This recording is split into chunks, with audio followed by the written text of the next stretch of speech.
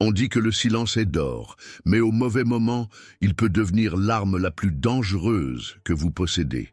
Dans un monde où l'injustice, les malentendus et les conflits prospèrent grâce à la passivité, choisir le silence, ce n'est pas seulement éviter l'affrontement, c'est faire un choix. Et bien souvent, ce choix soutient l'oppression, l'injustice ou le statu quo. Avez-vous déjà gardé le silence parce que parler semblait trop risqué? Peut-être au travail, quand un collègue a été traité injustement, ou à la maison, lorsque de vieilles traditions allaient à l'encontre de vos valeurs. Ce silence n'a pas seulement protégé votre confort, il vous a rendu complice. Aujourd'hui, nous allons voir 5 situations où rester silencieux n'est pas seulement une mauvaise décision, c'est une trahison de votre intégrité. Ces moments demandent du courage, de la clarté et de l'action, des principes profondément ancrés dans la philosophie stoïcienne. Avant de commencer, je veux vous remercier du fond du cœur pour votre incroyable soutien. C'est un immense plaisir de créer ces vidéos et c'est encore plus gratifiant de lire vos commentaires réfléchis. Je les lis tous, sans exception. Si c'est votre première fois ici, n'hésitez pas à mettre un like et à activer les notifications pour que YouTube puisse aider d'autres personnes comme vous à découvrir ce contenu. Alors, êtes-vous prêt à utiliser le pouvoir de votre voix? Plongeons dans le sujet. Situation 1. Quand une injustice a lieu. L'injustice n'est pas juste une idée, c'est un poison qui ronge lentement les communautés et les relations, détruisant la confiance, la dignité et l'équité. Rester silencieux face à l'injustice n'est pas un choix neutre, c'est une décision qui laisse ce poison se répandre. La philosophie stoïcienne nous enseigne que la justice n'est pas seulement une vertu, mais une responsabilité. Comme l'a dit Marc Aurèle, ce qui n'est pas bon pour la ruche n'est pas bon pour l'abeille. Cela nous rappelle que tolérer le mal dans une communauté finit par nuire à tout le monde, même à ceux qui choisissent de se taire. Alors, pourquoi choisit-on le silence? Souvent, c'est par peur. Peur de l'affrontement, peur des représailles, peur d'être seul. Ces peurs sont naturelles, mais elles peuvent nous paralyser, nous rendant complices du mal que nous espérons éviter. Il y a une ironie dans ce silence. On pense qu'il permet d'éviter les conflits, mais en réalité, il en crée davantage. L'injustice, comme une plaie ignorée, ne fait qu'empirer avec le temps. J'ai appris cela très tôt dans ma carrière. Un jour, un collègue a été blâmé pour une erreur qu'il n'avait pas commise. Je connaissais la vérité et j'aurais pu parler, mais j'ai hésité. Je me suis convaincu que ce n'était pas mon rôle et que m'en mêler pourrait nuire à ma position. La peur de sortir du lot m'a réduit au silence. Regarder mon collègue subir des critiques injustes a été une trahison lente. Pas seulement envers lui, mais envers mes propres valeurs. La culpabilité de ne pas avoir parlé m'a hanté. J'ai compris que, par confort, j'avais échoué, envers lui et envers moi-même.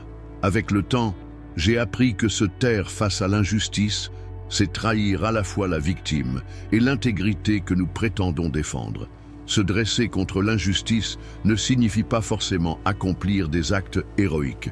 Parfois, il s'agit de petits moments de courage, dire la vérité en réunion, soutenir quelqu'un qui est attaqué injustement, refuser d'être un simple spectateur. Ces actions créent de la confiance et inspirent les autres à faire de même. La philosophie stoïcienne nous rappelle que le courage ne signifie pas être sans peur, mais agir malgré elle. L'injustice grandit quand les bonnes personnes se taisent. Choisir le silence peut sembler plus sûr, mais cela affaiblit notre caractère et laisse le mal prospérer. La prochaine fois que vous serez témoin d'une injustice, posez-vous ces questions. Mon confort est-il plus important que la dignité de quelqu'un d'autre? Ma peur du conflit vaut-elle le prix de laisser le mal se perpétuer? Les leçons sont claires. Se dresser contre l'injustice renforce votre caractère et construit la confiance au sein d'une communauté. Votre courage inspire les autres à en faire autant. Le silence ne crée jamais la paix. La vraie paix vient de la justice. Parler contre l'injustice n'est pas juste un acte de bravoure, c'est un acte profondément humain. L'injustice prospère dans l'ombre, mais même une petite lumière peut la repousser. Vous n'avez pas besoin de changer le monde en un instant, mais en prenant la parole, vous posez un acte, et cet acte peut résonner bien au-delà de ce que vous imaginez. Situation 2. Quand vos limites sont franchies.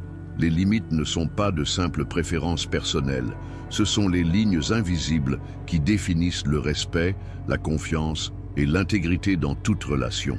Quand quelqu'un les dépasse, garder le silence envoie un message dangereux, que votre confort et votre dignité sont secondaires par rapport à ses désirs. Les stoïciens nous enseignent à honorer nos valeurs et à ne pas laisser les forces extérieures nous définir.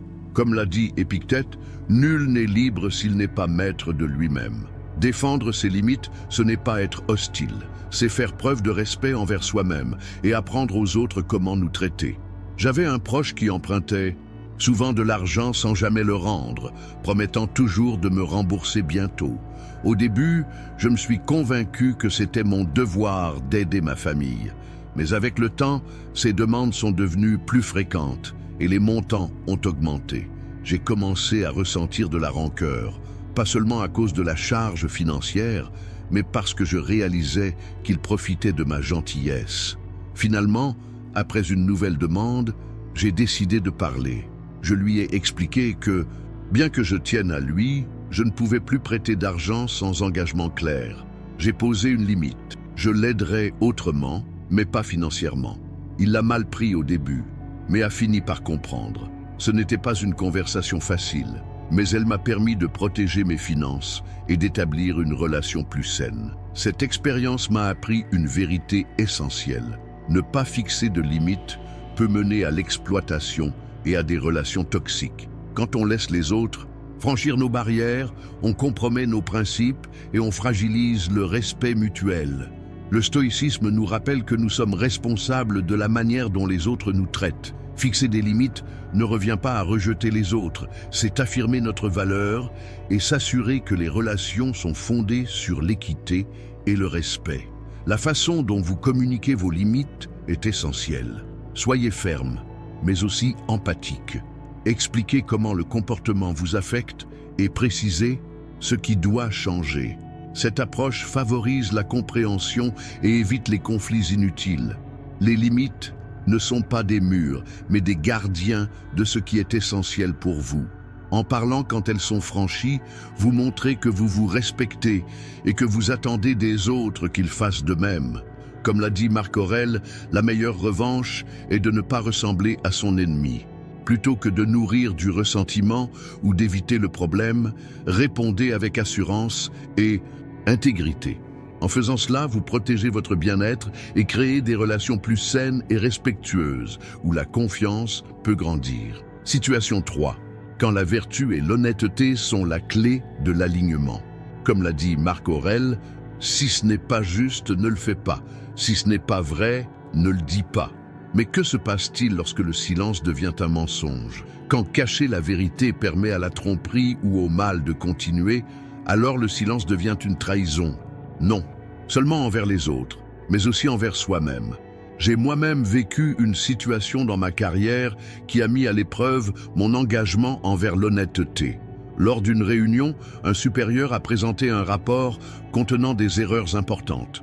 Elles n'étaient pas volontaires, mais elles donnaient une image trompeuse qui aurait pu avoir de graves conséquences. Tout le monde l'a remarqué, mais personne n'a osé parler. Le poids du silence était lourd et plus je tardais à agir, plus il devenait difficile de prendre la parole. Mon premier réflexe était de rester discret, d'éviter la confrontation et d'espérer que quelqu'un d'autre s'en charge. Mais je savais qu'en me taisant, je permettais au rapport de passer sans correction et que mon silence ferait de moi un complice. Prenant mon courage à deux mains, j'ai signalé les erreurs avec tact et respect.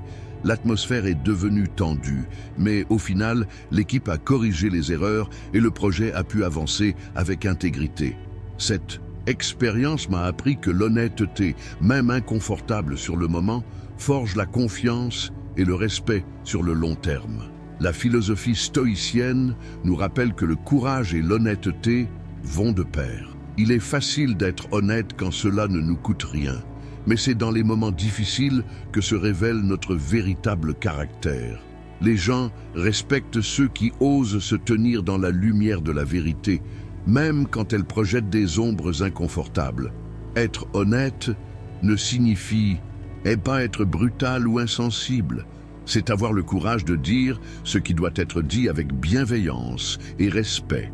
Il ne s'agit pas d'exposer les autres pour se sentir supérieur, mais d'apporter clarté et authenticité. En choisissant l'honnêteté, vous fixez un standard pour vous-même et pour ceux qui vous entourent. Vous créez un environnement où l'intégrité prospère et où le mensonge perd de sa place. Alors, la prochaine fois que vous serez confronté à une situation où la vérité est en jeu, rappelez-vous ceci. Votre silence peut préserver une paix temporaire, mais il finira par éroder la confiance. Défendre l'honnêteté ne signifie pas chercher à avoir raison ou gagner un débat, c'est rester fidèle à soi-même et à ses valeurs. Dans un monde où la vérité est souvent déformée par la peur et la commodité, votre engagement envers l'honnêteté peut être une lumière pour vous-même et pour les autres. Comme le rappellent les stoïciens, vivre avec vertu n'est pas toujours facile, mais c'est toujours la meilleure voie. Prenez la parole quand la vérité l'exige et laissez votre honnêteté être la base de votre intégrité. Philosophie stoïcienne nous enseigne l'importance du courage et de la responsabilité, surtout lorsque se taire semble être l'option la plus simple. Marc Aurèle nous rappelle que ce qui fait obstacle est le chemin. Quand il s'agit d'erreurs, les affronter n'est pas un obstacle, mais une opportunité de progresser. Au début de ma carrière, j'ai été confronté à une situation où une petite erreur critique était passée inaperçue lors d'une présentation d'équipe. Ce n'était qu'un détail, une erreur de calcul dans un rapport. Mais je savais que si elle n'était pas corrigée, elle pourrait mener à une série de mauvaises décisions. J'ai hésité, car ce n'était pas mon erreur, et la signaler risquait d'embarrasser la personne concernée. Mais comme le rappellent souvent les stoïciens, il ne s'agit pas d'une question d'ego, mais du bien commun. J'ai alors pris mon courage à deux mains et interrompu la discussion pour signaler l'erreur. Un silence s'est installé et j'ai ressenti la intention. Mais loin de provoquer un conflit, cette intervention a permis une discussion constructive qui a évité une erreur coûteuse. Cette expérience m'a appris que corriger une erreur ne signifie pas critiquer quelqu'un, mais assumer la responsabilité collective du résultat. Le stoïcisme nous enseigne que le courage ne se limite pas à la bravoure physique. C'est aussi avoir la force morale d'agir quand il le faut. Quand vous corrigez une erreur, vous ne protégez pas seulement le résultat, et au final, vous fixez aussi un standard d'honnêteté et de rigueur au sein de votre entourage. L'essentiel est la manière dont vous abordez le problème. Parlez avec respect, concentrez-vous sur les solutions plutôt que sur la faute, et veillez à ce que votre intention soit d'améliorer la situation, non de rabaisser quelqu'un. Ainsi, vous créez un environnement où les erreurs ne sont pas redoutées, mais vues comme des opportunités d'apprentissage. Ignorer une erreur pour préserver la paix finit toujours par nuire à tout le monde et peut aggraver la situation à long terme. Rappelez-vous, corriger une erreur ne fait pas de vous un fauteur de troubles, cela fait de vous un défenseur de la vérité et du progrès. Comme l'a dit Épictète, ce qui compte, ce n'est pas ce qui vous arrive, mais comment vous y réagissez. Votre manière de gérer les erreurs révèle votre caractère. Alors, la prochaine fois que vous verrez une erreur, prenez la parole, non pas pour accuser, mais pour assurer que l'objectif commun reste sur la bonne voie. En faisant cela, vous vous alignez sur la vertu et vous inspirez la confiance, en créant un environnement basé sur l'intégrité et l'excellence. C'est aussi un tort envers vous-même. Les stoïciens croyaient profondément en l'idée d'humanité partagée. Comme l'a écrit Marc Aurèle, « Ce qui n'est pas bon pour la ruche ne l'est pas pour l'abeille ». Votre savoir est un outil destiné à servir les autres, pas un trophée à garder pour vous. Je me souviens d'un ami qui traversait une profonde tristesse après avoir perdu un être cher. Ayant vécu une perte similaire, je reconnaissais les signes de l'isolement et du chagrin. Mais j'ai hésité à lui parler, de peur d'être maladroit ou intrusif. Plus les jours passaient, plus son silence pesait, et j'ai compris que mon hésitation ne le protégeait pas. Elle l'abandonnait dans sa douleur. Un soir, j'ai pris mon courage et lui ai dit simplement « Je sais combien cette douleur est difficile à porter seule. Je suis passé par là. Si ça peut t'aider, je peux partager ce qui m'a aidé. » Ces quelques mots ont ouvert un dialogue dont il avait désespérément besoin.